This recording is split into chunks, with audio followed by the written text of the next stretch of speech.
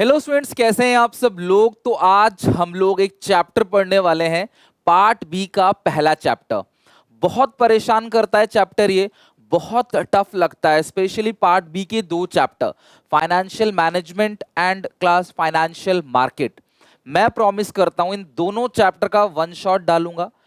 कोशिश करूंगा 1 से 1.25 घंटे के अंदर, 90 मिनट्स के अंदर पूरा चैप्टर इतनी बेहतरीन तरीके से सिखा दूंगा, तुम्हें यही दो चैप्टर आसान लगने लगेंगे।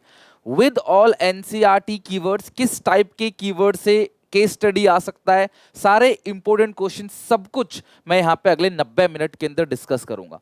आप सब लोगों से रिक्वेस्ट है, फाइनेंशियल मैनेजमेंट थोड़ा सा लगता है बोरिंग, लेकिन पेशेंस से अगर आप मेरे साथ वीडियो एंड तक बैठोगे, मैं डंके की चोट पे कह सकता हूं एक भी बच्चा ये नहीं कहेगा, चाहे वो कितना ही कमजोर हो, सर समझ नहीं आया।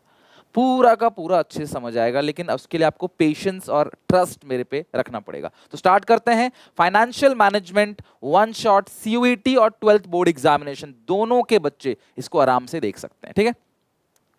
नाम है फाइनेंशियल मैनेजमेंट। आपको पता है बिजनेस में जो फाइनेंस है वो एक ब्लड की तरह काम करता है। जो हमारी बॉडी में ना ब्लड है, वो जो काम करता है, finance is the blood of business. जो फाइनेंस है ना वो भी बिजनेस का ब्लड है। अगर ब्लड को निकाल दिया जाए इसे तो बॉडी बचेगा नहीं। सिमिलरली बिजनेस से अगर आपने पैसा निकाल दिया तो बिजनेस नहीं बचेगा। लेकिन दिक्कत यह है कि बिजनेस में जो ज्यादातर पैसा है वो स्टेक होल्डर्स का है। कुछ आपका अपना है जिसको ओनर फंड बोलते हैं, कुछ आपने मार्केट से पैसा उठाया हुआ है, bye issuing shares, bye issuing debentures, by taking loan, bye issuing bond, आपने मार्केट से पैसा उठा रखा है।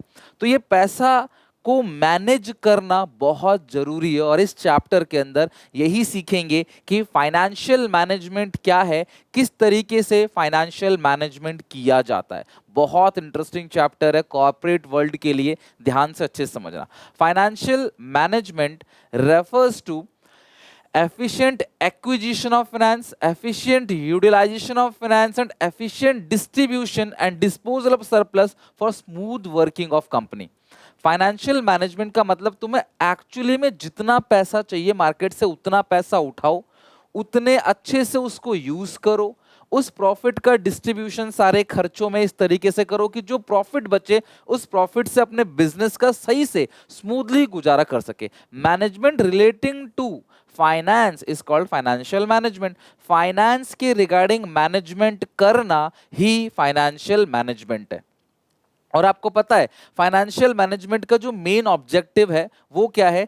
वेल्थ इंक्रीज करना शेयर होल्डर्स की। The main objective of financial management is to increase the wealth of share holders. Company के मालिक कौन होते हैं? Share holders. तो फाइनेंशियल मैनेजमेंट क्यों किया जाता है? इन शेयर होल्डर्स की वेल्थ को मैक्सिमाइज करने के लिए। एनसीईआरटी का एक कीवर्ड है, finance is needed to establish a business, to run it, to modernise it, to expand it और टू डाइवर्स इट। तो सबसे इंपॉर्टेंट क्या है? डैश, ऐसा आ सकता है फिल इन द ब्लैंक्स में। Dash is needed to establish a business. सीधी सी बात है, बिजनेस को स्टैब्लिश करने के लिए पैसा चाहिए, साथ में चलाने के लिए पैसा चाहिए, बिजनेस को क्लास एक्सपैंड करने में, मॉडर्नाइज करने में, डाइवर्सिफाई करने में भी आपको पैसे की जरूरत पड़ेगी। Next, equity shareholders gate dividend only after the claim of supplier. देखो जो सबसे लास्ट में पेमेंट होती है ना वो इक्विटी शेयरहोल्डर्स की होती है। इनको जो डिविडेंड मिलता है ना वो सबसे पहले सप्लायर को पेमेंट जाती है, लैंडर्स को, एम्प्लॉयज को, क्रेडिटर्स को, और अदर क्लेमेंट जो अदर जिनकी पेमेंट करनी है उन सबको पहले पेमेंट करते हो और बाद में शेयर होल्डर्स को पेमेंट करते हो। सो फाइनेंशियल मैनेजमेंट का मेन मोटिव ही यही है कि शेयर होल्डर्स के वेल्थ को इंक्रीज करना। अगर आप शेयर होल्डर्स के वेल्थ को इंक्रीज कर दोगे तो जो बाकी अदर क्लेमेंट्स हैं आप उनको भी फायदा पहुंचाओगे। भाई सबसे लास्ट में पेमेंट शेयर होल्डर्स की होती है। क्लास के सबसे कमजोर बच्चे को पास करा दोगे तो बाकी बच्चे अपने आप पास हो जाएंगे। उसी तरीके से अगर आप इन सबको पहले पेमेंट करोगे, बाद में शेयर होल्डर्स को पेमेंट करोगे, और मेन मोटो है उनकी वेल्थ को इंक्रीज करना, तो ऑब्वियसली बाकी सबकी पेमेंट हो जाएगी। तो ये जो फाइनेंशियल मैनेजमेंट है उसका मेन ऑब्जेक्टिव क्या है? शेयर होल्डर्स के, इक्विटी शेयर होल्डर्स के वेल्थ को मैक्सिमाइज करना। अगर वो इस सोच पे चलेंगे तो अपने आप ही उनके 4 अदर ऑब्जेक्टिव्स पूरे हो जाएंगे। कौन कौन से? प्रॉफिट मैक्सिमाइजेशन, वो ज्यादा से ज्यादा मुनाफा कमा पाएंगे, पैसों का सही से इस्तेमाल कर पाएंगे, लिक्विडिटी को मेंटेन कर पाएंगे, मतलब जब पैसों की जरूरत पड़ेगी तो उनके पास पैसा होगा, फाइनेंशियल कमिटमेंट पूरी कर पाएंगे क्रेडिटर्स के साथ, जो क्रेडिटर्स है उनके साथ जो फाइनेंशियल कमिटमेंट है वो उनको पूरा कर पाएंगे, यानी कि जितने भी क्रेडिटर्स है जिनकी आपको पेमेंट करनी होती है उनको आपने जो वादा किया था कि 3 महीने में पेमेंट कर देंगे या फिर क्लास 60 डेज के अंदर पेमेंट कर देंगे, तो वो कमिटमेंट आप पूरा कर पाओगे। सो फाइनेंशियल मैनेजमेंट क्या है, फाइनेंशियल मैनेजमेंट का ऑब्जेक्टिव क्या है? और फाइनेंशियल मैनेजमेंट का ऑब्जेक्टिव है इक्विटी शेयरहोल्डर्स की वेल्थ को मैक्सिमाइज करना, और जैसे ही आप शेयरहोल्डर्स की वेल्थ को मैक्सिमाइज करोगे 4 अदर ऑब्जेक्टिव आपके ऑटोमेटिकली अचीव हो जाएंगे, जैसे प्रॉफिट मैक्सिमाइजेशन, फंड्स का प्रॉपर इस्तेमाल करना, लिक्विडिटी मेंटेन करना और क्रेडिटर्स को जो वादा किया है वो पूरा करना। एनसीईआरटी कहता है the primary aim of the financial management is to maximize the shareholders wealth, which is referred to as the wealth maximization concept। तो wealth maximization concept का मतलब क्या है? प्राइमरी एम जो फाइनेंशियल मैनेजमेंट का वो शेयर होल्डर्स की wealth को मैक्सिमाइज करना है। अगर आपने शेयर होल्डर्स की वेल्थ को मैक्सिमाइज कर दिया इसका मतलब बाकी सब एम आपने अचीव कर लिए और बाकी सारे अदर क्लेमेंट्स की आपने अच्छे से पेमेंट कर दी। ओके, अब रोल कहो या इंपॉर्टेंस कहो, फाइनेंशियल मैनेजमेंट क्या काम करता है? अगर हम फाइनेंशियल मैनेजमेंट करेंगे तो वो काम क्या करेगा, उसका रोल क्या है, क्यों मैनेज करना, फाइनेंशियल मैनेजमेंट क्यों करना है, क्यों पैसों को सही से एक्वायर करना है, सही से इस्तेमाल करना है, सही से डिस्ट्रीब्यूट करना है ताकि कंपनी स्मूथली चल सके, क्यों करना? तो उसके लिए क्लास ये ऑब्जेक्टिव है। देखो कितने सिंपल तरीके से मैं आपको लर्न कराऊंगा और आपको याद भी हो जाएगा। सबसे पहली बात, जितने भी फिक्स असेट्स है, जितने भी करंट असेट्स हैं, उनको डिसाइड करना कि बिजनेस में साइज क्या होगा फिक्स असेट का, हमारे बिजनेस में कितनी फिक्स असेट्स होंगी, कितनी करंट असेट्स होंगी। सबसे पहला size and composition of fix assets, size and composition of current asset. दूसरा, कितना लॉन्ग टर्म लोन लेंगे और कितना शॉर्ट टर्म लोन लेंगे। तो सबसे पहला जो फाइनेंशियल मैनेजमेंट का रोल है वो है फिक्स असेट्स और करंट असेट्स के अमाउंट को डिटरमाइन करना, कितना लॉन्ग टर्म कितना शॉर्ट टर्म लोन होगा ये डिटरमाइन करना, हम जो उधार लेंगे उसमें कितना डेट होगा और कितना इक्विटी होगा। देखो यार, हम पैसा 2 सोर्सेज से उधार ले सकते हैं, पहला डेट यानी कि डिबेंचर्स और दूसरा इक्विटी यानी कि शेयर होल्डर्स। तो कितना पैसा हम डेट से लेंगे और कितना पैसा हम इक्विटी से लेंगे, और प्रॉफिट एंड लॉस के सारे आइटम, प्रॉफिट एंड लॉस में जितने भी आइटम्स होंगे, प्रॉफिट एंड लॉस अकाउंट के अंदर जितने भी आइटम्स होंगे वो सारे के सारे आइटम्स, चाहे वो क्लास कोई भी एक्सपेंस हो, डायरेक्ट एक्सपेंस हो, इनडायरेक्ट एक्सपेंस हो, जितने भी एक्सपेंस है सारे, रेंट कितना है, सैलरी कितना है, इन सब को सही से कर पाएंगे। यानी अगर आपने फाइनेंशियल मैनेजमेंट किया तो आप size and composition of fix asset, size and composition of current asset, long term debt से कितना लेंगे, शॉर्ट टर्म डेट से कितना लेंगे, कितना डेट इशू करेंगे, कितना इक्विटी इशू करेंगे, प्रॉफिट लॉस के सारे आइटम्स। याद हो गया कि नहीं हो? देखो दिमाग में काफी कुछ चला गया, थोड़ा सा फोकस आप घर पे और करोगे ना 100% आपको ये पूरा याद हो जाएगा। क्या क्या? Size and composition of fix assets and current assets, long term और शॉर्ट टर्म, डेट और इक्विटी, और all other items in profit loss account. ये हो गया role of financial management. Okay, now financial planning क्या है, यहां से भी क्वेश्चन पूछा जा सकता है। तो प्लानिंग का मतलब तो है ही ना thinking in advance, what is to be done, how it is to be done, by when it is to be done, by who it should be done, काम कब करना है, कैसे करना है, पूरा एक रोड मैप फ्यूचर का डिसाइड करना प्लानिंग है। अब उसको पैसों से लिंक कर दो तो वो हो गया फाइनेंशियल प्लानिंग। मुझे फ्यूचर में कितने पैसों की जरूरत है, कहां कहां कितना कितना खर्चा करना है, वो सारी चीजें पैसे के बारे में प्लान कर लेना ही क्या है, फाइनेंशियल प्लानिंग है। Exactly, it means deciding in advance how much to spend, on what to spend according to the fund at your disposal। जो तुम्हारे पास टैक्स काट कूट के जो पैसा है उस पैसे से कहाँ कितना क्या खर्चा करना है, this is called financial planning. और ये एडवांस में आप सोच लेते हो, इसी को कहते हैं फाइनेंशियल प्लानिंग। इसके अंदर 3 चीजें आती है, इट इंक्लूड्स 3 चीजें, ध्यान रखना। Determine the amount of finance needed by enterprise to carry out its operation smoothly, business को चलाने के लिए कितने पैसों की जरूरत है, जैसे कितनी रेंट देनी है, कितनी सैलरीज बांटनी है एम्प्लॉयज को, कितने एक्सपेंसेस है, बिजली के, पानी के, 1000 एक्सपेंस होते हैं बिजनेस के अंदर, तो भैया कितने पैसों की जरूरत है ये पहले से आप डिसाइड कर लो। दूसरा, सोर्स ऑफ फंड, कहां से फंड्स को रेज करोगे, डेट से या फिर इक्विटी से, और तीसरा है सुइटेबल पॉलिसी बनाओगे कि इस पैसे का प्रॉपर तरीके से इस्तेमाल क्या करें। तो सबसे पहला चीज बताओ क्या हो गया, कितने पैसों की जरूरत है बिजनेस को स्मूथली चलाने के लिए, वो पैसा कहां से रेज करेंगे, डेट या इक्विटी, और प्रॉपर पॉलिसीज बनाएंगे कि पैसे कैसे खर्च करें। आंख बंद करे खर्च नहीं करना, प्रॉपर पॉलिसीज बना के सही तरीके से पैसे का एफिशिएंट यूटिलाइजेशन करना है। ये तीन चीजें आती हैं क्लास फाइनेंशियल प्लानिंग के अंदर। फाइनेंशियल प्लानिंग में ये तो मैंने बता दिया class, it means deciding advance how much to spend, ये तो हो गया। ये तीनों पॉइंट क्लास हमने कर लिया। कितना amount of fix asset, sorry कितना अमाउंट चाहिए स्मूथली चलाने के लिए, सोर्सेज ऑफ फंड क्या होगा, proper policies.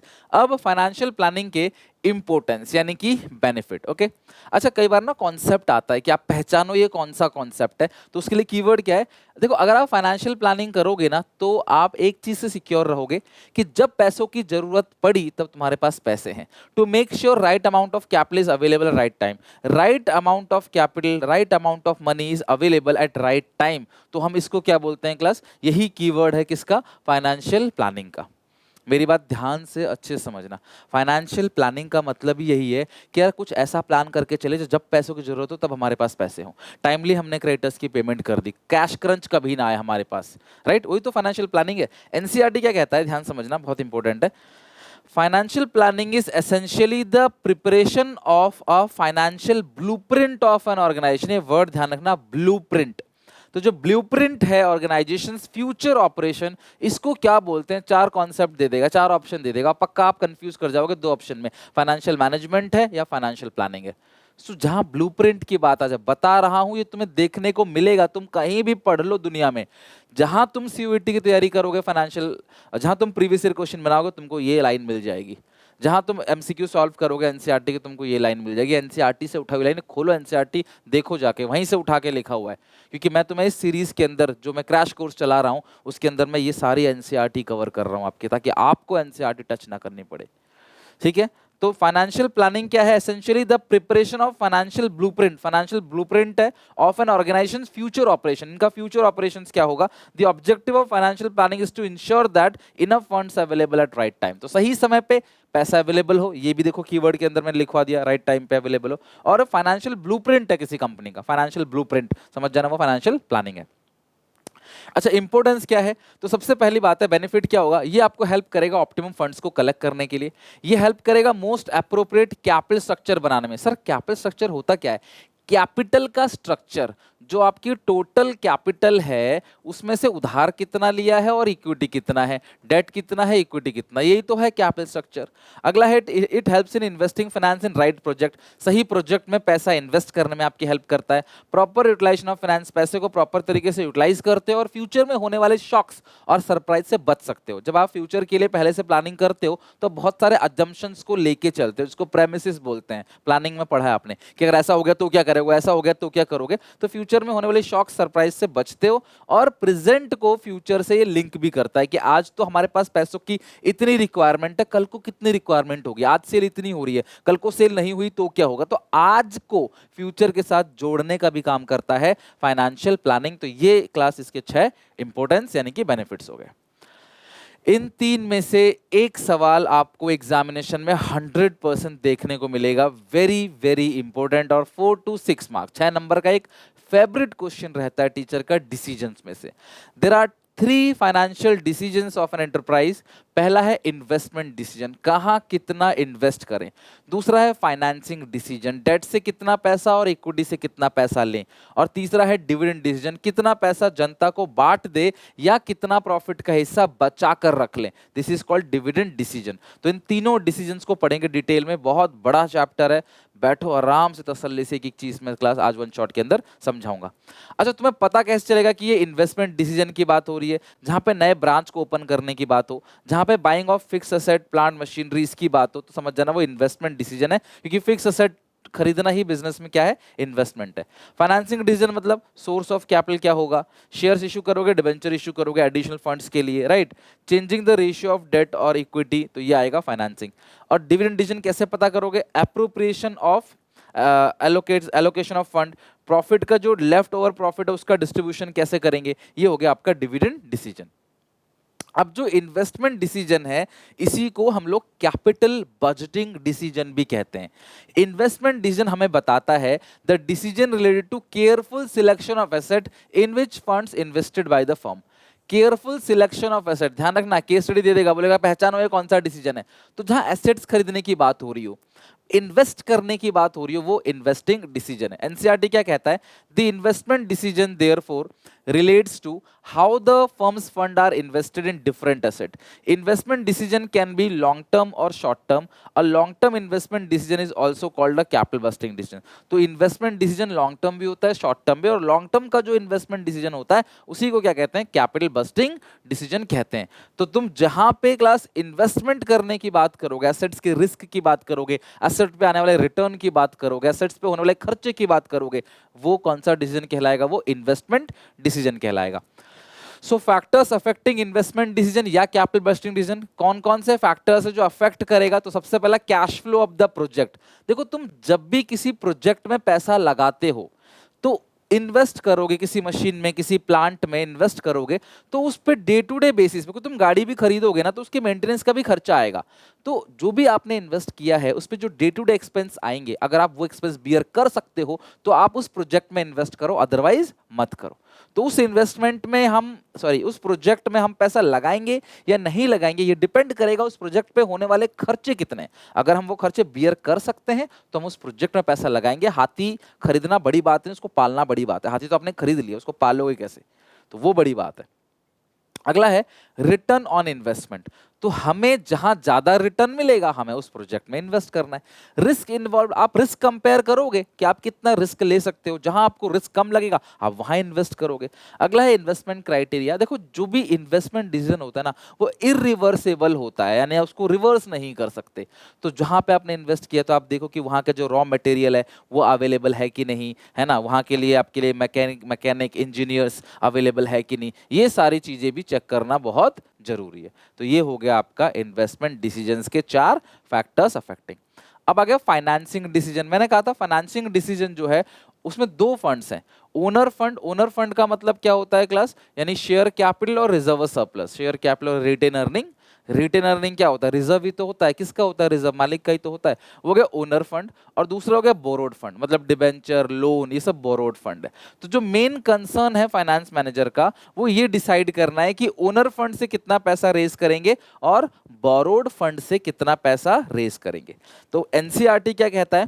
Financing decision is this concern with the decisions about how much to be raise from which source, किस सोर्स से कितना रेज करेंगे। This decision determine the overall cost of capital and the financial risk of the enterprise. तो overall cost of capital कितनी होगी, यानी जो हमने, देखो पैसा जब भी रेज करोगे ना उसका कुछ ना कुछ कॉस्ट आता है। तो जो हमने टोटल पैसा लगाया है, हमने जो टोटल पैसा लगाया हुआ है, उस टोटल पैसे का this decision determine the overall cost of capital and the financial risk of the enterprise. उस पैसे की क्या कॉस्ट है और ओवरऑल रिस्क क्या है, कुल मिला के कहां से, डेट से कितना और इक्विटी से कितना हम फंड्स को रेज करेंगे। तो फाइनेंशियल मैनेजर सोचता है, जो फाइनेंस मैनेजर होता है ना, यार कितना पैसा कहां से रेज करें। The second important decisions of the which a finance manager has to take is deciding the source of finance. The company can raise finance from various sources such as share, debenture, loan, है ना। Deciding how much to raise from which source is financing decision। तो यानी कि financing decision के अंदर क्या आता है? किस सोर्स से कितना पैसा रेज करोगे। कौन कौन से फैक्टर्स हैं जो अफेक्ट करते हैं फाइनेंसिंग डिसीजंस को, है ना? कौन कौन से फैक्टर्स हैं जो फाइनेंसिंग डिसीजन को अफेक्ट करेंगे? तो सबसे पहला फैक्टर्स है कॉस्ट। सिंपल सी बात है, दोनों, चाहे वो शेयर्स यानी कि जो आपका ओनर फंड है शेयर्स, या जो बोरोड फंड है डेट, मैं थोड़ा दोनों के बारे में बताता हूं। देखो, मैं मान लो किसी कंपनी का अज्यूम कर रहा हूं, उसे कंपनी में एक मालिक तो होते नहीं, मैं फिर मान लिया कि भाई मैं कंपनी का पूरा इकलौता मालिक हूं, ठीक है। अब मुझे पैसों की जरूरत है बिजनेस को एक्सपैंड करने के लिए, या तो किसी से मैं उधार ले लूं। अगर मैं किसी से उधार लूंगा, बोरो करूंगा पैसे, तो मुझे उसको ब्याज देना पड़ेगा, इंटरेस्ट पे करना पड़ेगा, चाहे कमाऊं चाहे ना कमाऊं, फिक्स अमाउंट ऑफ टेंशन रहेगी मेरे को। लेकिन क्या है क्लास कि हाँ, उसको ब्याज दूंगा तो मेरा प्रॉफिट्स भी कम हो जाएगा, प्रॉफिट में से मैं इंटरेस्ट माइनस कर दूंगा जो कि एक्सपेंस है, तो मेरा टैक्स भी थोड़ा कम जाएगा। और ऊपर से क्या है, मैं कुछ भी करूं उस पैसे का, बिजनेस में कुछ भी करूं, वो मेरे को टोकेगा नहीं। उधार लिया, तेरे पैसे तेरे को मिल जाएंगे। शेयर इशू करने में क्या है कि मैं उसको उससे उसको कोई ब्याज नहीं देना, मैंने उसको मालिक बना दिया थोड़ा सा, मतलब भाई ठीक है मैं 100% का मालिक हूँ, आज से तू 80%, तू 20% का मालिक हो जा, मैं 80% का मालिक हो जाता हूँ और मुझे पैसे दे दे। तो जो मुनाफा कमाऊंगा उसमें भी उसको 20% देना पड़ेगा और 80% मेरे पास रहेगा। और डिसीजन मेकिंग में भी कल को मैं अपने आप कुछ नहीं कर सकता, मुझे उससे पूछना भी पड़ेगा। तो इसी तरीके से जब कंपनी शेयर इशू करते हैं जनता को ना, तो अपने ओनरशिप राइट्स को कम कर देती है, मालिकाना हक अपना खोता चला जाता है कंपनी, राइट। और देना कुछ नहीं है, फायदा है, कोई इंटरेस्ट नहीं देना। यहाँ पे मालिकाना हक पूरा रहता है बट आपको इंटरेस्ट पे करना है। तो कैसे डिसाइड किया जाएगा भाई कितना उधार उधार से लें, कितना शेयर इशू करें? तो उसके लिए ये फैक्टर्स है। सबसे पहला है कॉस्ट, दोनों की कॉस्ट आती है। तो शेयर्स की भी कॉस्ट आती है, शेयर्स इशू करने की कॉस्ट होती है फ्लोटेशन कॉस्ट, और डिबेंचर की इंटरेस्ट कॉस्ट आती है। तो दोनों को कंपेयर करोगे, जहां कॉस्ट कम होगा वो आप फंड्स वहां से रेज करोगे। अगला है risk, more risk is associated with borrowed fund. देखो debt is more riskier, debt cheaper भी है लेकिन डेट रिस्कियर भी है, क्योंकि जिससे आपने उधार लिया है उसको ब्याज देना ही पड़ेगा भैया, चाहे कमाओ चाहे मत कमाओ। तो डेट इज मच रिस्कियर, तो कंपेयर करना चाहिए फाइनेंस मैनेजर को रिस्क। अगला है कैश फ्लो पोजीशन, अगर तुम्हारे पास अच्छी कैश फ्लो पोजीशंस है, तुम्हारे पास पैसा अच्छा है, तो तुम डेट इशू करो। डेट इशू करने से क्या होगा, तुम इंटरेस्ट पे कर पाओगे because you have good cash position. और अच्छा कैश पोजीशन नहीं है तो फिर इक्विटी इशू करो। Flotation cost, it refers to cost involve in issue of security such as broker commission, underwriter fees, expenses on prospectus etcetera. Firm prefer securities which involve least flotation cost. तो जहां पे flotation cost कम से कम होगी वहां पे आप share issue करोगे। अगर शेयर, देखो फ्लोटेशन कॉस्ट होता क्या है, शेयर इशू एक्सपेंस को ही हम लोग फ्लोटेशन कॉस्ट कहते हैं, शेयर्स को इशू करने में जो खर्चा आता है। तो अगर फ्लोटेशन कॉस्ट कम है तो शेयर इशू करो, अदरवाइज डिबेंचर्स इशू करो। अगला स्टेट ऑफ कैपिटल मार्केट, अगर कंट्री में इन्फ्लेशन है, इन्फ्लेशन है, लोग ज्यादा डिमांड कर रहे हैं, पैसा ज्यादा है लोगों के पास, वो रिस्क लेने के लिए कैपेबल है, तो इक्विटी इशू करो। इक्विटी जो है वो जनता वहां पे क्लास ले लेगी। लेकिन अगर जनता के पास पैसा नहीं है, वो सेफ रहना चाहते हैं, तो भैया फिर डेट इशू करो। मैं कंपनी के पॉइंट ऑफ व्यू से बात कर रहा हूं, अगर कंट्री में इन्फ्लेशन है तो जनता रिस्क लेने को रेडी रहती है, और इक्विटी रिस्कियर होता है ना, मिल सकता है ज्यादा रिटर्न, ज्यादा खो भी सकता है। स्टॉक मार्केट्स को बोलते हैं, वॉलेटाइल होता है काफी। तो कंपनी क्या करेगी, शेयर्स इशू करेगी। लेकिन जहां लोग डर रहे हैं तो वही वहां डेट इशू करो। डिफ्लेशन में डेट और इन्फ्लेशन में इक्विटी कंपनी को इशू करना चाहिए। अगला है कंट्रोल कंसिडरेशन, अगर आप चाहते हो कंट्रोल आपके हाथ में रहे तो इक्विटी मत इशू करो, डेट इशू करो। कंट्रोल छोड़ सकते हो तो इक्विटी इशू करो। फिक्स्ड ऑपरेटिंग कॉस्ट, अगर तुम्हारी हाई ऑपरेटिंग कॉस्ट है, ऑलरेडी तुम्हारे पास बहुत सारे फिक्स कॉस्ट है, लाइक रेंट है, फिक्स एक्सपेंस है, और आपने उधार ले रखा है किसी से, फिक्स एक्सपेंस ऑलरेडी तुम्हारे ज्यादा हैं, तो तुम फिर से डेट इशू कर दोगे तो क्या होगा, फिर एक और फिक्स कॉस्ट तुम्हारे बढ़ जाएगा इंटरेस्ट का। इससे अच्छा अगर फिक्स्ड ऑपरेटिंग कॉस्ट तुम्हारा हाई है तो तुम भैया डेट इशू मत करो, इक्विटी इशू करो। फिक्स्ड ऑपरेटिंग कॉस्ट अगर लो है तो फिर आप डेट इशू करो, ठीक है। फिक्स्ड ऑपरेटिंग कॉस्ट है ही नहीं तो आप इशू कर लो डेट, क्या दिक्कत है ही नहीं तो थोड़ा सा बढ़ जाएगा। Last, the decision relating to how much amount of profit is to be distributed among the shareholders and how much amount is to be retained for future growth. Future growth के लिए कितना पैसा तुम्हें बचाना है और कितना पैसा तुम्हें बांट देना है, उसको बोलते हैं डिविडेंड डिसीजन। तो कौन कौन से फैक्टर्स हैं जो अफेक्ट करता है कि कितना पैसा आपको रिटेन करना है, कितना पैसा आपको जनता को बांट देना है। सबसे पहला अर्निंग, अगर तुम्हारी अर्निंग हाई है तो डिविडेंड ज्यादा बांटो, अर्निंग कम है तो डिविडेंड कम बांटो शेयर को। अगला स्टेबिलिटी ऑफ अर्निंग, अगर तुम्हारा अर्निंग स्टेबल है कि हाँ यार इस साल ही नहीं हर साल अच्छा पैसा कमा रहे हैं तो डिविडेंड ज्यादा बांटो, अदरवाइज तुम डिविडेंड कम बांटो। तुम स्टेबल ही नहीं हो तो कहां से डिविडेंड ज्यादा बांटोगे। कैश फ्लो पोजीशन, अच्छी कैश फ्लो पोजीशन अगर तुम्हारे पास है, if you have a good cash flow position, अच्छी कैश फ्लो पोजीशन अगर तुम्हारे पास है, तो भैया उस सिचुएशन में आप, अगर तुम्हारे पास अच्छी कैश फ्लो पोजीशन है, गुड कैश फ्लो पोजीशन है, तो उस सिचुएशन में तुम क्या इशू करोगे। अगर तुम्हारी कैश फ्लो पोजीशन बढ़िया है, अच्छी कैश फ्लो पोजीशन है, तो बांटो डिविडेंड ज्यादा, और कैश फ्लो पोजीशन अच्छी नहीं है तो डिविडेंड कम बांटो, right. Next, growth opportunity, if a company has number of investment plans then it should be reinvest the earning। ध्यान से समझना, अगर फ्यूचर में तुम्हारे पास कोई ग्रोथ अपॉर्चुनिटी है, तुम्हें लग रहा है कि फ्यूचर में तरक्की करने का मौका है, तो जनता को डिविडेंड मत बांटो, उनके पैसों को बचाओ और री इन्वेस्ट करो और मुनाफा कमाओ। और फ्यूचर में कोई ग्रोथ अपॉर्चुनिटी है ही नहीं तो जनता को दे दो, डिविडेंड के रूप में पैसा बांट दो। स्टेबिलिटी ऑफ डिविडेंड, अगर तुम, ये इंपॉर्टेंट है, ठीक है, अगर तुम चाहते हो कि तुम्हारा डिविडेंड स्टेबल रहे, तुम्हें जनता को कभी कम पैसे ना देने पड़े, तो बांटो डिविडेंड ज्यादा, अदरवाइज तुम कम बांटो। Taxation policy, Rate of dividend also depend upon the taxation policy of government. Under present taxation system, dividend income is tax free income for shareholders. Actually profit का एक हिस्सा जनता को दिया जाता है और उस पूरे प्रॉफिट पे सरकार को टैक्स ऑलरेडी जा चुका होता है। तो जनता को जो डिविडेंड मिलता है ना, उस पे जनता को कोई टैक्स नहीं देना, फ्री है, right. For share holders where company has to pay tax on dividend given to share holders if tax rate is higher. अगर टैक्स रेट हायर है तो कंपनी लेस डिविडेंड पे करेगी। कंपनी को ना एक और डिविडेंड पे करना पड़ता है, डीडीटी, डिविडेंड डिस्ट्रीब्यूशन टैक्स। तो अगर कंपनी का डिविडेंड डिस्ट्रीब्यूशन टैक्स हाई है तो सरकार डिविडेंड कम बांटेगी, डिविडेंड डिस्ट्रीब्यूशन टैक्स कम है तो डिविडेंड ज्यादा बांटेगी। टाइप्स ऑफ शेयर होल्डर्स, अगर तुम्हारी कंपनी में यंग एज के शेयर होल्डर्स हैं तो डिविडेंड कम बांटो, बूढ़े लोग हैं तो डिविडेंड ज्यादा बांटो, बिकॉज बूढ़े लोगों को तो पैसा चाहिए ना घर चलाने के लिए, उनकी नौकरी तो होती नहीं है। यंग एज वाले और भी कोई ना कोई काम कर रहे होंगे तो वहां पे डिविडेंड कम बांटो, तो यंग एज वालों को कम, बूढ़े लोगों को ज्यादा। नेक्स्ट है फाइनेंशियल लिवरेज या ट्रेडिंग ऑन इक्विटी। बड़ा बहुत इंपॉर्टेंट है, ध्यान से समझना, ये न्यूमेरिकल पोर्शन है और मैंने आपको प्रॉमिस किया था कि मैं एक सेपरेट वीडियो लेके आऊंगा न्यूमेरिकल की, और वो हाल फिलहाल में क्लास वीडियो मैंने डाल ही दी है और नहीं डाली तो एक दो दिन में डाल दूंगा, जहाँ पे मैं बिजनेस स्टडीज के जितने भी न्यूमेरिकल हैं वो लेके कराऊंगा और एग्जामिनेशन में न्यूमेरिकल 4 से 6 नंबर तक का आ सकता है, पर सिखा यहाँ दूंगा अच्छे से, कोई दिक्कत नहीं आएगी, ध्यान सुनना। फाइनेंशियल लिवरेज या ट्रेडिंग ऑन इक्विटी, ये किसे कहते हैं class? Financial leverage means presence of debt in overall capital. हमारी टोटल कैपिटल अगर 100 रुपए की है तो उसमें से जो डेट है वो कितना है, वो 70 है मान लो, तो 70, तो ओवरऑल कैपिटल में डेट कितना है, ओके। एनसीईआरटी क्या कहता है? With higher use of debt this difference between ROI and cost of debt increases EPS. This is situation of favorable financial leverage. अच्छा, यहाँ पे ये एनसीईआरटी से क्यों उठाया है? आपको एक वर्ड का मतलब सिखाने के लिए। फेवरेबल फाइनेंशियल लेवरेज कहते किसको है? ध्यान से अब यहाँ कॉन्सेप्ट पे आते हैं। नेक्स्ट 5 मिनट्स एकदम अच्छे से सुनो कॉन्सेप्ट, ठीक है। आपको बिजनेस में पैसे चाहिए तो आप डेट से ले सकते हो और पैसे इक्विटी से ले सकते हो, ठीक है।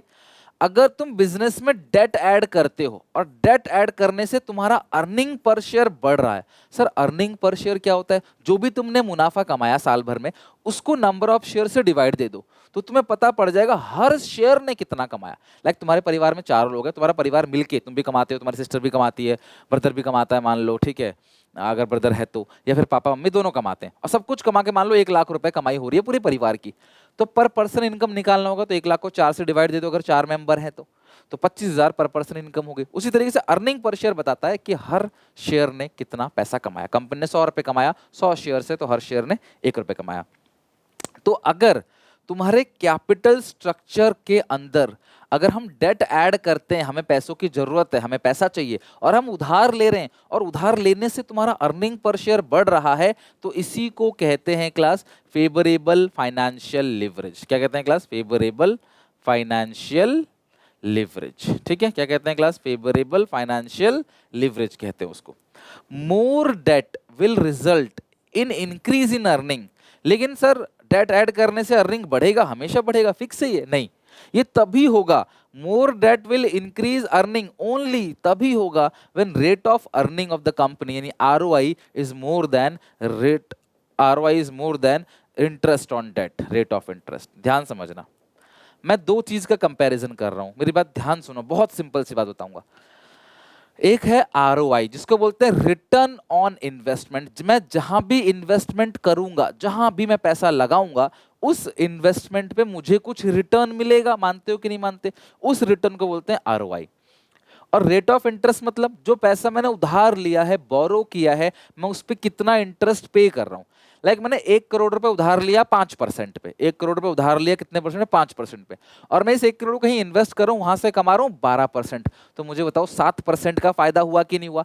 5% में उधार लिया और लगा दिया उस पैसे को बिजनेस में और 12% की मुझे इनकम मिल रही है, तो 12 में से 5 इसको पे कर दूंगा, 7% का तो मुझे फायदा हो गया। लाइक 1 करोड़ पे कमा रहा हूँ 12 लाख रुपए, 12 लाख रुपए दे रहा हूँ 5 लाख रुपए, 7 लाख का मुझे फायदा हो गया।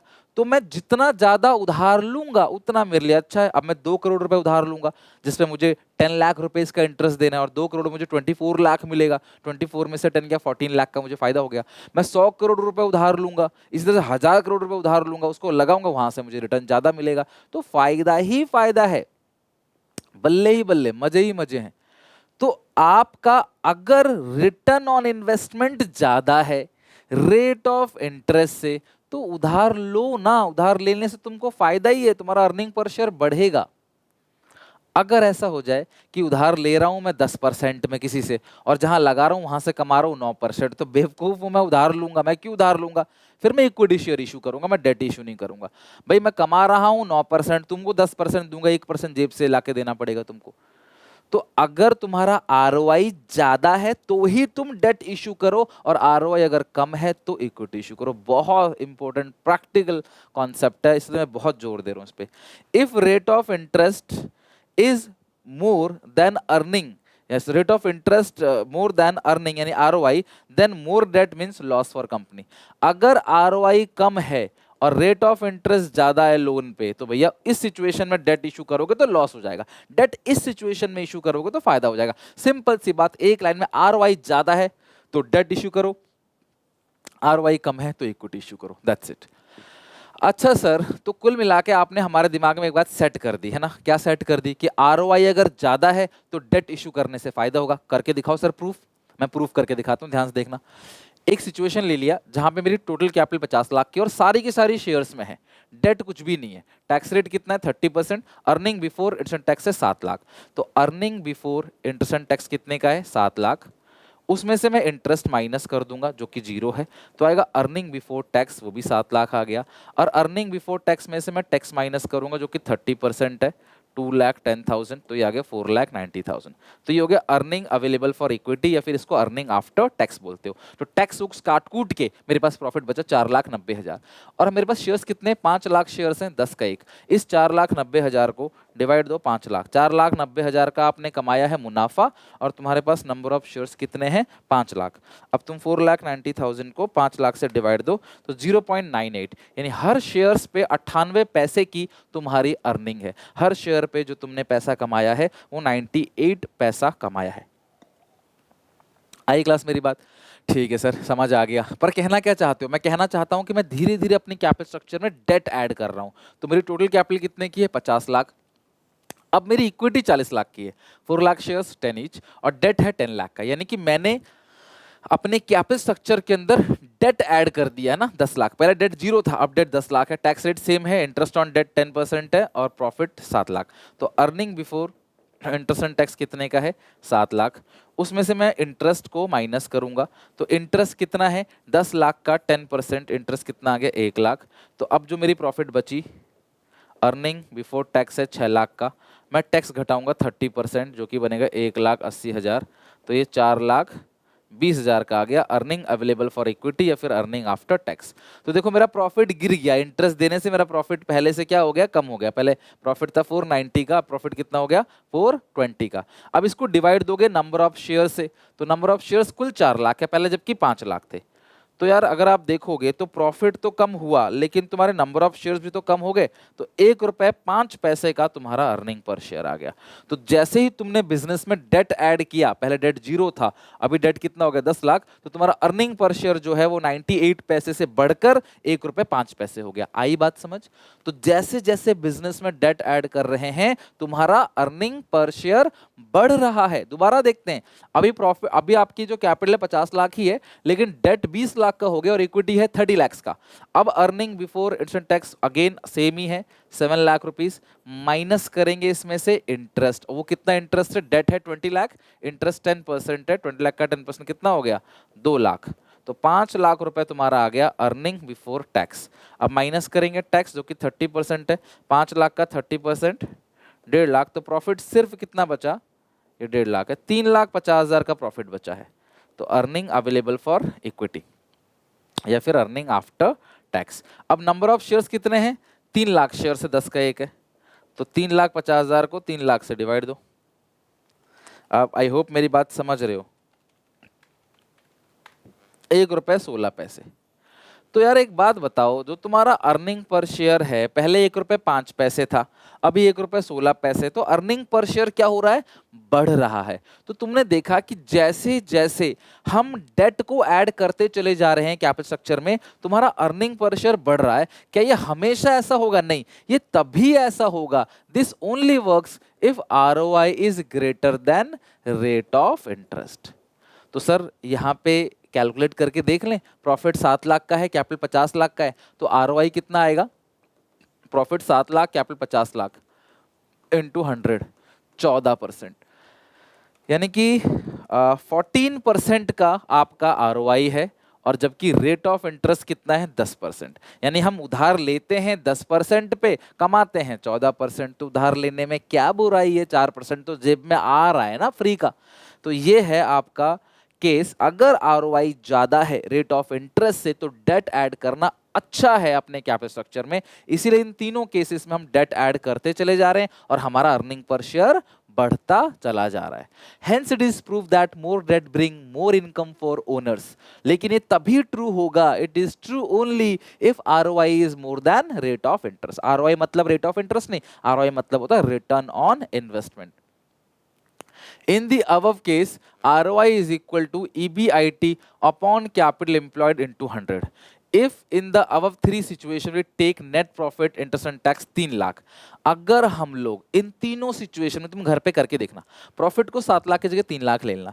जैसे तुम प्रॉफिट को 3 लाख लोगे ना, तुम्हारा यहाँ पे जो आरओआई है वो आ जाएगा 6%, 14 की जगह। और तुम्हारा रेट ऑफ इंटरेस्ट कितना है? 10%। यानी कि इस सिचुएशन में आरओआई कम है, किससे? रेट ऑफ इंटरेस्ट से। तो तुमको डेट नहीं ऐड करना चाहिए। तुम 6% जो है 10% उधार ले रहे हो और कमा रहे हो 6%, तो भैया पागल हो क्या, घाटा करा रहे हो।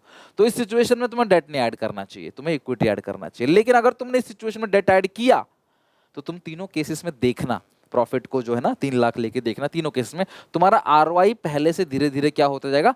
कम होता चला जाएगा। तुम्हें देखने को मिलेगा, प्रैक्टिकल देखना, फिर मुझे कमेंट सेक्शन में बताना। Hence it is prove that more debt bring less income. जितना डेट ऐड करोगे इनकम कम होती चली जाएगी। बट ये तभी ट्रू होगा जब आरओआई लेस होगा रेट ऑफ इंटरेस्ट। जब आरओआई जो है वो लेस है, रेट ऑफ इंटरेस्ट ज्यादा है, तभी ऐसा होगा। यानी आरओआई ज्यादा है तो डेट इशू करो, आरओआई ज्यादा है तो डेट इशू करो, ईपीएस बढ़ेगा। और आरओआई कम है तो इक्विटी इशू करो, डेट इशू करोगे तो घटेगा फिर। ठीक है, तो ये आप ध्यान रखना, यही फाइनेंशियल लीवरेज था। और आरओआई ज्यादा है रेट ऑफ इंटरेस्ट से, डेट ऐड कर रहे हो, ईपीएस बढ़ रहा है, इसको फेवरेबल फाइनेंशियल लीवरेज बोलते हैं। ठीक, क्या बोलते हैं? Favourable financial leverage. Next important topic is capital structure. Capital structure का मतलब proportion of debt and equity used to finance operation. कितना डेट और इक्विटी का रेशियो है। सर फाइनेंसिंग क्या था, किस सोर्स से कितना रेज करेंगे, वो फोकस सोर्स पे कर रहा था। ये डेट और इक्विटी के रेशियो पे फोकस कर रहा है। कीवर्ड क्या है, कैसे पहचानोगे? ये कैपिटल स्ट्रक्चर है। Ratio of debt and equity in total capital, issue of additional equity shares to raise more fund will affect capital structure, issue of additional debenture or taking more loan will affect the capital structure। जहां पे capital structure का मतलब कि capital में date और equity का ratio कितना है, ये बताता है कैपिटल स्ट्रक्चर। कौन कौन से फैक्टर्स हैं जो अफेक्ट करेंगे कैपिटल स्ट्रक्चर को? तो इसमें क्लास लगभग 12 पॉइंट्स हैं और मैं सारे पॉइंट्स करा रहा हूँ एज पर एनसीईआरटी, ताकि कोई भी पॉइंट छूटे ना। लेकिन ज़्यादातर पॉइंट इसके फाइनेंसिंग डिसीजन जैसा ही है, मैक्सिमम पॉइंट्स फाइनेंसिंग डिसीजन जैसा ही है। तो आओ एक एक करके देखते हैं, इजी रहेगा। तो सबसे पहला कैश फ्लो पोजीशन। अगर तुम्हारी कैश फ्लो पोजीशन अच्छी है तो अपनी कैपिटल स्ट्रक्चर में डेट का प्रोपोर्शन ज्यादा रखो इक्विटी से। The decision related to composition of capital structure also depend upon the availability of business to generate enough cash flow. The company is under legal obligation, company को interest pay करना पड़ेगा, legal obligation है debentures को, और dividend देना पड़ेगा preference shares को, principal amount लौटाना पड़ेगा विद इंटरेस्ट लोन के अमाउंट से। तो sometime company make sufficient profit but not able to generate enough cash flow for making payment. तो कई बार कंपनी बहुत अच्छा प्रॉफिट कमाती है बट कैश फ्लो पोजीशन अच्छा नहीं होता, कैश क्रंच होता है, सारा पैसा उनका फंसा होता है मार्केट में, कैश नहीं होता उनके पास इतना। तो अगर आपकी कैश फ्लो पोजीशन अच्छी है तो भैया आप अपने कैपिटल स्ट्रक्चर में डेट ऐड करो, अदरवाइज इक्विटी। आरओआई, अगर आरओआई ज्यादा है रेट ऑफ इंटरेस्ट से तो तुम क्या क्या इशू करोगे? डेट इशू करोगे। आरओआई कम है रेट ऑफ इंटरेस्ट से तो इक्विटी इशू करोगे।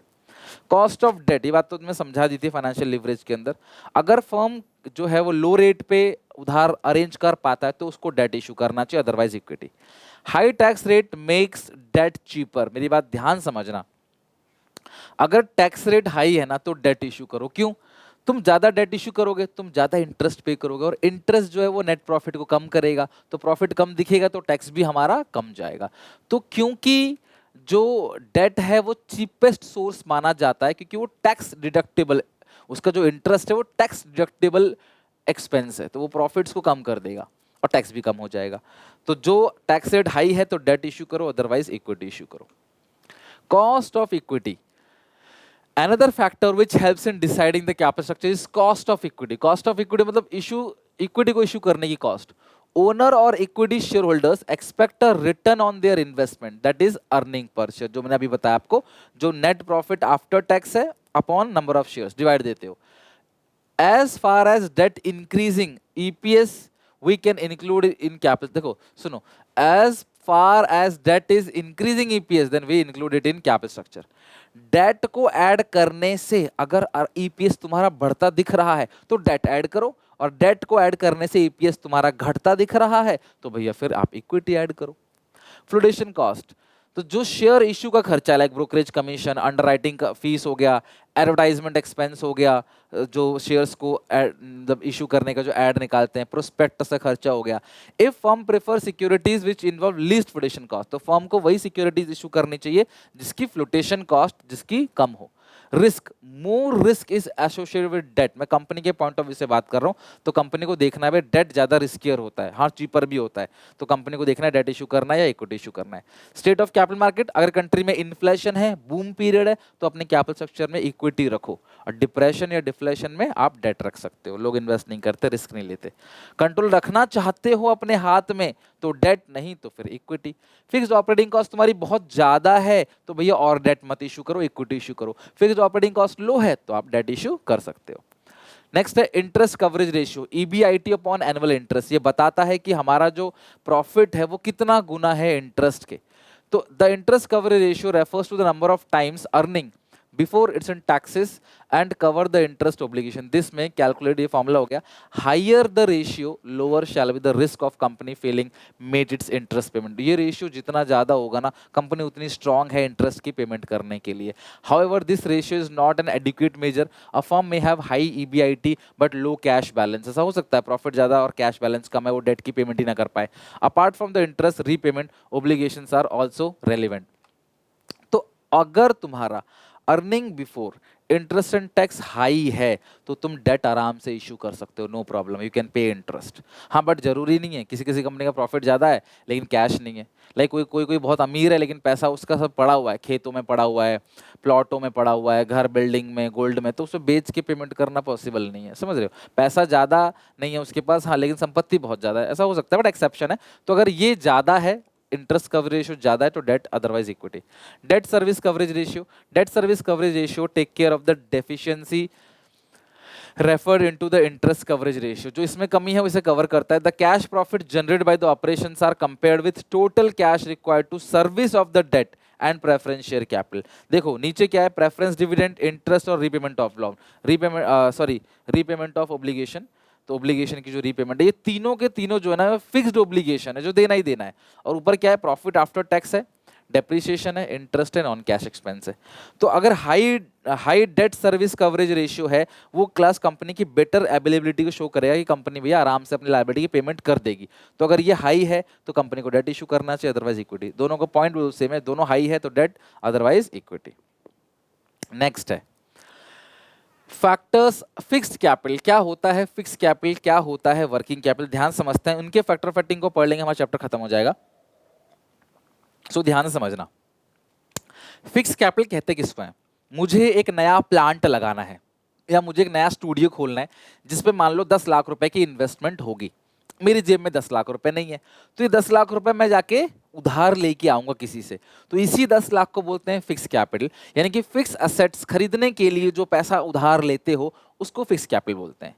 तो मुझे फिक्स कैपिटल की रिक्वायरमेंट ज्यादा होगी या कम होगी, ये बहुत सारे फैक्टर्स हैं जो डिसाइड करेंगे, जो मैं पढ़ाने वाला हूं अभी, ठीक है। तो investment in fix assets for longer duration is called fix capital. तो जो फिक्स असेट्स में इन्वेस्टमेंट हो रही है, जो पैसा उधार लेके आ रहे हैं फिक्स असेट लगाने के लिए लंबे ड्यूरेशन के लिए, उसको फिक्स कैपिटल बोलते हैं। थ्रू लॉन्ग टर्म सोर्सेस, और ऑब्वियसली क्लास जो फिक्स कैपिटल है वो कैसे जुटेगा, लॉन्ग टर्म सोर्सेस से, इक्विटी शेयर्स, प्रेफरेंस शेयर्स है ना, long term loan, debentures. The requirement of fix capital depend upon the various factors, जो कि क्लास यहाँ पे ये सारे फैक्टर्स में पढ़ाने वाला हूँ आपको। कीवर्ड क्या कैसे पता चलेगा, amount invested in buying fix asset, तो ये फिक्स कैपिटल की रिक्वायरमेंट है। Total investment in fix assets, business like manufacturing industry require more fix assets, और जो ऑब्वियसली जो कंपनी मैन्युफैक्चरिंग कर रही है, बना रही है चीजों को, उनको ज्यादा मशीन चाहिए, और मशीन खरीदने के लिए क्या चाहिए, फिक्स कैपिटल। तो फिक्स एसेट्स को खरीदने के लिए क्या चाहिए, फिक्स कैपिटल। तो वो कौन कौन से फैक्टर्स हैं जो डिसाइड करेंगे कि हमारी फिक्स कैपिटल की रिक्वायरमेंट कम होगी, ज्यादा होगी, या कितनी होगी। तो सबसे पहला है नेचर ऑफ बिजनेस। अगर आप एक मैन्युफैक्चरिंग कंपनी हो, मैन्युफैक्चरिंग कंपनी, तो आपको फिक्स कैपिटल की रिक्वायरमेंट ज्यादा होगी। और आप एक ट्रेडिंग कंपनी हो तो भैया आपको फिक्स कैपिटल की रिक्वायरमेंट कम होगी। आप ट्रेड कर रहे हो, यहाँ से माल ला रहे हो, वहाँ भेज रहे हो, यहाँ से ला रहे हो, वहाँ बना थोड़ी रहे हो, तुम्हें क्या बात की मशीन चाहिए, तो तुमको मशीन कम चाहिए एज कम्पेयर टू जो बना रहा है उसको ज्यादा। स्केल ऑफ ऑपरेशन, जिनका स्केल बड़ा है, जो बड़े स्तर पे काम कर रहे हैं, उनको फिक्स कैपिटल की रिक्वायरमेंट ज्यादा है। जो लो स्केल पे काम कर रहे हैं, छोटे लेवल पे काम कर रहे हैं, उनको फिक्स कैपिटल की रिक्वायरमेंट कम है। टेक्निक ऑफ प्रोडक्शन, जो लेबर इंटेंसिव टेक्निक यूज कर रहा है प्रोडक्शन की, लेबरों से काम करा रहा है, उनको फिक्स कैपिटल की रिक्वायरमेंट कम है। जो मशीन से काम करा रहा है उनको फिक्स कैपिटल की रिक्वायरमेंट ज्यादा है। टेक्नोलॉजी अपग्रेडेशन, अगर तुम ये चाहते हो कि तुम्हारी कंपनी नई नई टेक्नोलॉजी को अपग्रेड करे, एम्प्लॉयज को नई नई नए नए कंप्यूटर्स दे, नए नए सॉफ्टवेयर पे काम कराए, एप्लीकेशन अपग्रेड करता जाए, है ना, मतलब रेगुलरली बेसिस पे, तो उस सिचुएशन में तुम्हें फिक्स कैपिटल की जो रिक्वायरमेंट होगी वो ज़्यादा होगी। और तुम्हें अगर नहीं अपग्रेड करना, वही पुराने तरीके से चलना है, तो फिक्स कैपिटल की रिक्वायरमेंट कम होगी। अगला है ग्रोथ प्रोस्पेक्टस, अगर तुम चाहते हो कि बिजनेस में तुम्हारा फ्यूचर में ग्रोथ प्लान है, तुम तरक्की कर सकते हो, तो तुमको फिक्स कैपिटल रिक्वायरमेंट ज़्यादा होगी। कोई तरक्की करने का स्कोप नहीं है आगे, तो फिक्स कैपिटल रिक्वायरमेंट कम होगी। Assets available on lease, lease मतलब लंबे समय के लिए भाड़े पे, किराए पे। तो अगर तुम्हें किराए पे लंबे समय के लिए एसेट्स मिल जाता है, तो तुम उधार तो लोगे नहीं फिर उसे खरीदने के लिए, तो फिक्स कैपिटल रिक्वायरमेंट कम होगी। उधार नहीं मिलता तो खरीदना पड़ेगा भैया, तो तुम्हें फिक्स कैपिटल रिक्वायरमेंट ज़्यादा होगी। कोलैबोरेशन जॉइंट वेंचर, अगर तुम किसी के साथ कोलैब करते हो तो फिक्स कैपिटल रिक्वायरमेंट कम होगी, क्योंकि वो भी तो आधे पैसे लगाएगा। मान लो एक हाईवे बनाना है, तो बहुत सारी मशीन खरीदनी है, तो भाई किसी के साथ कोलैब कर लोगे तो आधी मशीन वो खरीद लेगा, तो फिक्स कैपिटल की रिक्वायरमेंट कम होगी। अकेले काम करोगे तो फिक्स कैपिटल की रिक्वायरमेंट ज़्यादा होगी। डाइवर्सिफिकेशन, तुम सोच रहे हो कि मैं अपने बिजनेस को डाइवर्सिफाई करूं, मैं भाई ये वाला काम भी करूं, ये वाला काम भी करूं, नए नए प्रोडक्ट बनाऊं, नए नए सेगमेंट्स लॉन्च करूं, नए नए वर्टिकल्स को लॉन्च करूं, तो भैया फिक्स कैपिटल की रिक्वायरमेंट ज़्यादा होगी। पर सोचते हो नहीं जो चल रहा है ऐसे ही चलता जाएगा, तो फिक्स कैपिटल की रिक्वायरमेंट कम होगी। अगला है वर्किंग कैपिटल। वर्किंग कैपिटल का मतलब क्या है, excess of current assets over current liability.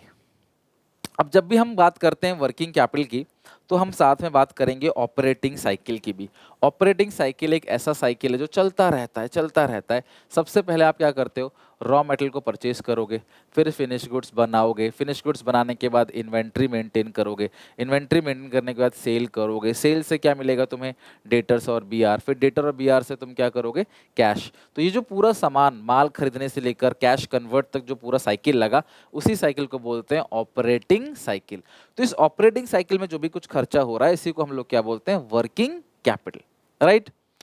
तो पता कैसे चलेगा आपको कि वर्किंग कैपिटल क्वेश्चन है। Amount invested in one financial year, ये साल भर में, ये लॉन्ग टर्म के लिए नहीं होता, शॉर्ट टर्म के लिए होता है। Total value of current assets represent gross working capital, difference between current assets and current liability.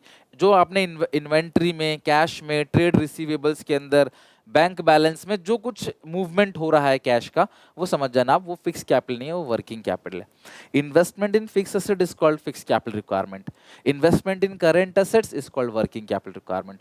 अगर मुझे क्रेडिटर्स की पेमेंट करनी है, मुझे माल खरीद के लेके आना है, मुझे अपने एम्प्लॉयज़ की सैलरी बांटनी है, तो ये जो खर्चे हैं ना, डे टू डे खर्चे, उसको पूरा करने के लिए जो पैसे मैं उधार लेता हूं, जो पैसों की मुझे जरूरत है, उस पैसे को क्या बोलते हैं, वर्किंग कैपिटल। अब वर्किंग कैपिटल को अफेक्ट करने वाले फैक्टर्स बहुत सारे हैं, 10 पॉइंट है, एक एक करके सारे पॉइंट को समझते हैं। तो सबसे पहला पॉइंट आ जाता है लेंथ ऑफ ऑपरेटिंग साइकिल। जिसका ऑपरेटिंग साइकिल छोटा है, उन्हें आज माल खरीदा, 2 घंटे में फिनिश गुड्स बनाया, शाम को बेच दिया, अपने घर चला गया, समोसे वाला, डोसा वाला, तो भाई ये क्या है, ये ऑपरेटिंग साइकिल बहुत छोटा है। एज कम्पेयर टू जो बड़ी कंपनी है जिन्होंने खरीदा 10-15 दिन लगा बना के बेचने बाचने में, वो और बड़ा ऑपरेटिंग साइकिल है और किसी किसी को साल भर लग जाता है। अब गाड़ी तुरंत तो नहीं बिकती, गाड़ी को टाइम लगता है, रॉ मटेरियल खरीदना, बनाना, इन्वेंट्री मेंटेन करना, उसको फिर बेचना, कैश में कन्वर्ट करना, टाइम लगता है। तो जिस कंपनी का ऑपरेटिंग साइकिल जितना बड़ा है उनको वर्किंग कैपिटल की रिक्वायरमेंट उतनी ज्यादा होगी। नेचर ऑफ बिजनेस देखो, जो होलसेलर है ना उसको वर्किंग कैपिटल की रिक्वायरमेंट ज्यादा होगी, होलसेलर को, और रिटेलर को कम होगी। होलसेलर ज्यादा माल रखता है तो वर्किंग कैपिटल उसको ज्यादा चाहिए। बड़े स्केल पे काम कर रहा है वर्किंग कैपिटल ज्यादा चाहिए, छोटे स्केल पे काम कर रहा है वर्किंग कैपिटल कम चाहिए। अगर कंट्री में इन्फ्लेशन है, बिजनेस साइकिल फ्लक्चुएशन, अगर कंट्री में इन्फ्लेशन है, महंगाई है, तो भैया इन्फ्लेशन में लोग ज्यादा डिमांड करते हैं, तुम्हें ज्यादा माल दुकान के अंदर भर के रखना पड़ेगा, तो वर्किंग कैपिटल रिक्वायरमेंट ज्यादा होगी। डिफ्लेशन डिप्रेशन में वर्किंग कैपिटल रिक्वायरमेंट कम होगी। देख लो, ड्यूरिंग इन्फ्लेशन यानी boom period the market have more demand, more production, more stock, which means more working capital is required. Whereas during depression period low demand होती है तो low working capital is required. Technology upgradation, जो company labour से काम करा रही है ना उनको वर्किंग कैपिटल की रिक्वायरमेंट ज्यादा होगी, और जो क्लास मशीन से काम करा रही है उनको वर्किंग कैपिटल की रिक्वायरमेंट कम होगी। ग्रोथ प्रोस्पेक्टस, अगर फ्यूचर में तुम्हें लग रहा है तुम तरक्की कर सकते हो, तुम्हारे पास ग्रोथ करने का मौका है, तो वर्किंग कैपिटल की रिक्वायरमेंट ज्यादा होगी, अदरवाइज कम होगी। ये पॉइंट ध्यान से पढ़ना, इन चारों पॉइंट से सबसे ज्यादा चांसेस है एग्जामिनेशन में आने के। क्रेडिट अलाउड, अगर तुम क्रेडिट अलाउ करते हो कस्टमर को, मेरी बात समझना, मैं कस्टमर को उधार बेच रहा हूं, ठीक है तुम ले लो उधार, ले लो उधार ले लो, बस सामान लेते रहो लेकिन मेरे से उधार ले लो, तो भैया फिर मैं कहां से लाऊंगा माल बेचने के लिए, मैंने तो उधार दे दिया, मैं कहां से लाऊंगा पैसे, तो मैं उधार लूंगा बैंक से, तो यानी वर्किंग कैपिटल की रिक्वायरमेंट ज्यादा। अगर तुम खुशी खुशी सबको उधार देते हो ना, फिर तुम्हें भी उधार लेना पड़ेगा, वर्किंग कैपिटल की रिक्वायरमेंट ज्यादा होगी, अदरवाइज कम। If company allowed credit facility to its customer then it requires more working capital, whereas if companies not allow credit facility to its customer then it require less working capital, because in that case company can arrange fund from cash sales. तो अगर company उधार नहीं दे रही, नगद बेच रही है, तो सेल से पैसा आएगा, हमें किसी और से उधार थोड़ी लेना है, उससे फिर माल लेके आएंगे। अब हम खुद उधार बेच रहे हैं तो भैया सेल से तो पैसा आएगा नहीं, तो माल खरीदने के लिए हमें उधार लेना पड़ेगा। क्रेडिट अवेलेबिलिटी, अब हम ग्राहक को नहीं दे रहे हैं, हमें अवेलेबिलिटी है, अगर हमें सप्लायर माल उधार दे देता है तो वर्किंग कैपिटल की रिक्वायरमेंट कम है, हम उधार ले लेंगे। लेकिन अगर हमें माल उधार नहीं देगा तो फिर हम किसी से उधार लेंगे माल खरीदने के लिए। तो अगर हमें आसानी से उधार मिल जाता है, company can avail a long term credit facility from its supplier then it require less amount of working capital. Whereas if credit is not avail, हमें उधार नहीं मिलता है, तो भैया हम क्या करेंगे, हमें वर्किंग कैपिटल की रिक्वायरमेंट ज्यादा होगी।